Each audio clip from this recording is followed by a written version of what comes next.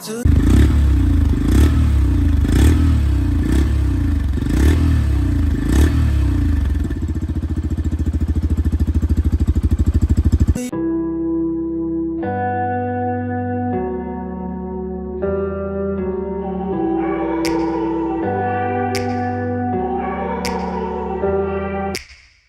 me back to a place where I felt at home. Take me back to a day when we weren't alone. Take me back to an age when the world felt small, way back before we blew it all. Take me back to a place where I felt at home. Take me back to a day when we weren't alone. Take me back to an age when the world felt small, way back before we blew it all. Too many things going on, I can't keep track of them all. From people dropping a bomb to people putting up walls. I feel like life is on hold, perception stuck in a vault. I know that time can heal all, but how much time till we fall? It's awfully chilly outside when there's no shelter to hide. When everything is a lie, you'll find that out in some time. But when the things on your mind are all considered a crime, communication aside, we'll all just fight till we die. Is this an argument or just the start of it? Either way, I don't wanna be a part of it. Can I just get some space? I don't have the heart for this. I can't be picking up the pieces, fixing scars from this. Is this an argument or just the start of it?